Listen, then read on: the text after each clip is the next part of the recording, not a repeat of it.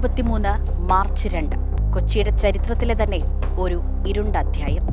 Plastic മാലിന്യങ്ങൾ കത്തിനശിച്ച ബ്രഹ്മപുരം ഒരു വിഷബോംബായി മാറിയ ദിനം. കനത്ത പുകമൂലം പലർക്കും ഗുരുതരമായ ആരോഗ്യ പ്രശ്നങ്ങളുണ്ടായി. 13 ദിവസമാണ് തീയണയ്ക്കാനെടുത്ത സമയം. ഞാനിപ്പോൾ നിൽക്കുന്നത് അതേ ബ്രഹ്മപുരത്ത് തന്നെയാണ്. ഈ 2 വർഷത്തിനുള്ളിൽ ഇവിടെ സംഭവിച്ച മാറ്റങ്ങൾ എന്തൊക്കെയെന്ന് കണ്ടാലോ. ഇന്നിവിടെ മാലിന്യമലകളില്ല. പ്ലാസ്റ്റിക് മാലിന്യം ഇവിടെ അടുപ്പിക്കുന്ന പോലുമില്ല. ജൈവമാലിന്യം മാത്രം. പുകപടലമായ 110 ഏക്കർ ഭൂമി ഇപ്പോൾ ഹരിതാഭമായിരിക്കുകയാണ്. ബയോമൈനിങ്, 10 ദിവസം കൊണ്ട് ജൈവമാലിന്യങ്ങൾ ഭക്ഷിച്ച് വളമാക്കുന്ന പട്ടാളപ്പുഴുക്കൾ, CPG, BSF, RRF പ്ലാന്റുകളും അങ്ങനെ ബ്രഹ്മപുരത്തിന്റെ മുഖം മാറ്റിയത് നിരവധി പദ്ധതികൾ.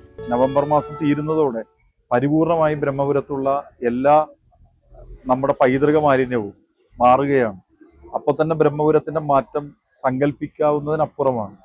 അവിടെയുള്ള മണ്ണിന്റെ പ്രശ്നം മനസ്സിലാക്കിക്കൊണ്ട് അത് ശുദ്ധീകരിക്കുന്നതിനാണ് നമ്മൾ അവിടെ മുഴുവൻ രാമച്ചം നട്ടുകൊണ്ടിരിക്കുന്നത്. ബ്ലാക്ക് സോൾജിയർ ഫ്ലൈ പ്ലാന്റുകൾ ജൈവികമായി തന്നെ മാലിന്യത്തെ വളമാക്കി മാറ്റുകയാണ്.